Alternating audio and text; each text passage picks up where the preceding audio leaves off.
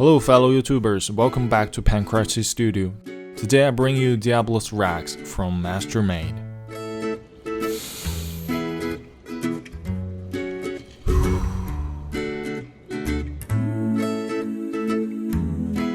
Diabolus racks is obviously Mastermade's take of G1 Triptychon, the ultimate power of destruction from the Decepticons. It's actually the second release from this third-party company. Their first product is SDT-02. That's their interpretation of G1 Metroplex, the rival of Triptychon. So I'm very excited to have this guy in hand to review it. Actually, it's a test shot, or rather a sample instead of a final product. And I was told the final product would be even better in terms of the painting jobs. But for me, this test shot is already very nicely built a figure. But since it's just a test shot, I do not have the package for this guy. Just as his rival Metroplex, Triptychon comes with a teeny tiny, very cute version of Megatron. As is known previously, Metroplex comes with Ultra Magnus. For me, I kinda hope they release Optimus Prime instead of Ultra Magnus, but anyway, Megatron looks very nice. It's very cute, but still quite mighty. I have no doubt that this guy will still scare the shit out of Starscream. The details and paintings on this guy, especially considering its size, is magnificent and is highly poseable. Turning around, you can see the barrel on the back, which is iconic for Megatron. I guess in the final product, when I open the package, this guy will be reviewed in its beast mode, my favorite mode of the three. It looks superb and feels cool, literally cool in your hands, because there are die-cast parts on his feet. And for the head sculpt, that's my favorite part of this guy. Check it out. When you open the mouth of it, the eyebrow moves. It's kind of an automorph, super linkage, kind of mechanical, complex things that I do not expect on such a SD version of Triptychon, but it's there. It's super nice. It's a surprise. It's super impressive. And of course, it still has its nose cannon. Okay, I have to calm down myself a bit. Be cool. Overexcited is not my style of presentation. And the forearms is like a T-Rex type of forearm, but still very nice articulated, as I will introduce later on. Proportion-wise, the legs and the head are nice proportion. Unlike the SD Metroplex, this guy looks cute as well as mighty. Also, there's LED lighting gimmicks for this guy.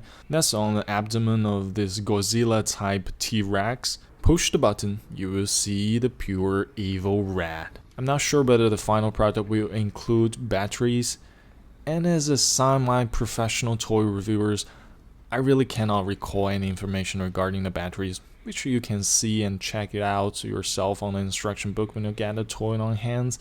But what I do remember is this guy used the same type of battery that the X9 Tyrant used in his cannon. And as you can see from different angle views, this guy just looks awesome. Articulation is even more awesome. I can never get tired of this automorph gimmick. The neck can be extended and also collapsed, depending on your preference of the position of the head. And the shoulder joints is like a big ball joints. 3 fingers or claws can be moved independently. Their elbow joints, elbow bends, more than 90 degrees. The big ball joints on the side, which is super poseable and supportive for the whole figure. It's very heavy a figure, so it's important that it has a strong side support. Knee bending as well as the articulation of the ankle, including the swivel of the feet, together makes this guy super poseable. And don't forget the tail. That's the most sexy part of articulation in my mind for this Godzilla or T-Rex type of creature. Never know which kind of creature or monster he is. You can pose him like this, horizontal to the ground, doing nothing but being mighty. It's like an attack mode. Talking to attack mode, you can absolutely take it to another level by adding all the accessories on this mighty monster. All the accessories, I mean, for my personal take, is a bit more than I expected, especially adding this big chunk of weapons, missile launcher things on the back. It definitely looks cool, looks even more mighty, but it just doesn't look like or feel like the Decepticon-based Triptychon anymore. It feels like Zoids. Okay, size, comparison time. First, G1 Grimlock. I don't know why I bring G1 Grimlock here. Maybe they are both T-Rex or T-Rex-like creatures. They look nice together. And next we can see this SD Triptychon standing next to Combiner Wars Deluxe toy and Combiner Wars Voyager class toy. Unfortunately, when I was recording this video, I did not have their Titan in my room. 这款铁甲龙的变形还是 Oh, I'm sorry, wrong channel.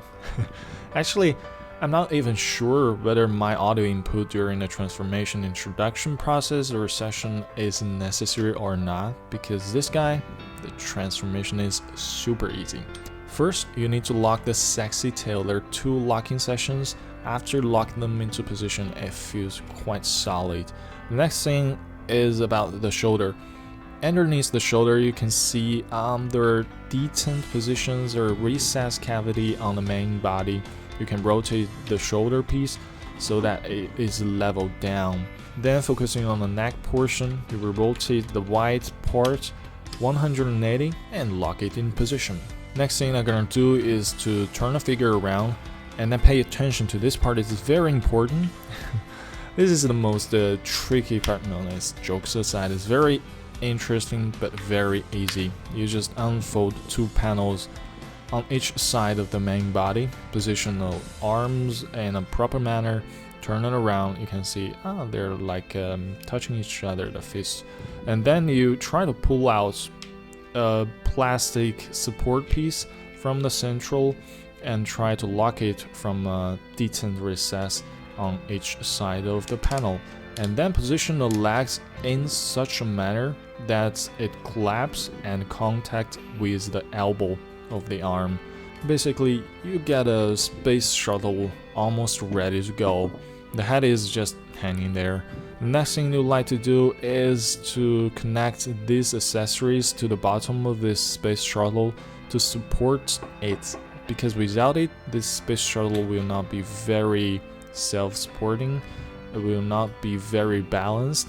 And after connecting those 3 very important accessories on the bottom, this space shuttle will stand very stable on the ground or on your table. Looks very cool. Unlike Beast Mode, I think the accessories, all the accessories actually, are very important and necessary for both Space Shuttle mode and the base mode. Without them, they just look a little bit plain for my taste, although I always prefer to keep a low profile, but still, adding more weapons, missiles on the space shuttle and the base would be more awesome. And even after all the accessories attached, this figure is still very solid. Checking this space shuttle from different views, obviously it's not as flawless as in its beast mode from different angle views. It has some flaws, especially from side views or from the back, from the bottom. You can check out and see the big giant head of the beast, which there's no space to hide such a giant head. That's understandable for an SD figure especially, but yeah, it's definitely something you have to live with if you finally choose this guy. And the LED gimmick still works in his space shuttle mode. Why shouldn't it work? As promised, I would, or did I promise? I'm a little bit confused actually by the whole bilingual channel idea. Maybe I promised that in the Chinese version. Anyway, I show you how the battery compartment looks like, just as I did. As mentioned, it uses the same type of battery for the cannon of DX9 Tyrant. Size comparison time again, great! Another show off of all the treasure I have. Combiner Wars Deluxe class toy and G1 Grimlock, which is super nice. And of course the Voyager class Motormaster. the king of the road, the inglorious bastard. If you think the transformation from the beast mode to space shuttle is simple, you may just go ahead skip the whole transformation session too, because transforming this guy from space shuttle to base mode is even simpler. And you know what? As a semi-professional toy reviewer, as I emphasized many times, I specifically asked instruction for this guy. Can you believe that? I regret doing that. But jokes aside, I think that reflects how well they engineered this guy, how well they hide all the panel lines, all the hinges in different modes. Also, I'm a big G1 Transformers fan, so simple transformation for me is actually a bonus. And as I talk all the things apart from transformation, we almost finished the transformation process. Basically, you just unfold all the panels and attach different accessories at various locations as you like. But one thing you would like to make sure is to attach the big rifle or missile launchers in such a manner that they look like big towers on the back to give you a castle or fortress-like feel. If the beast mode is my favorite, and actually it is indeed my favorite mode of this guy, and this base mode is definitely my second favorite mode. It looks so cool, it feels bigger than it actually is, thanks to all the detail paintings, panel lines, and especially the markings.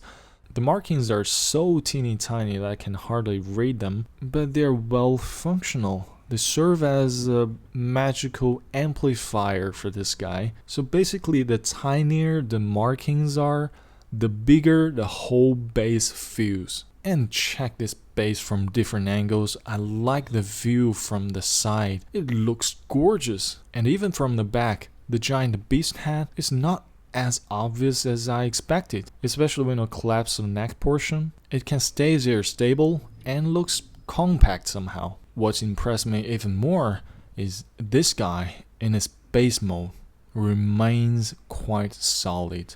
Although there's no locking mechanism between the leg and body panel, the side ball joint is just strong enough. Okay, size comparison time again. It's actually just another show off for all the figures that I use in this video review. I know. We're still missing the Titan or Metroplex from Mastermade. I do have that guy. You can check my video review on that guy in my channel, although it's in Chinese only. For now, I need to end this recording and try to locate my Titan. I was quite impressed by Mastermade first release, the Titan, or rather the Metroplex. And this Diabolus Rex takes it to another level. It's a very well take on Triptychon from Mastermade. Although what I presented is just the test shot, it already feels quite solid. I love the iconic color and all the details, especially the markings on the figure. The transformation is quite straightforward, while the panel lines and all the hinges are well hidden in all three modes. And most importantly, they had the linkage mechanism on the dinosaur head, which is one of the best gimmicks ever.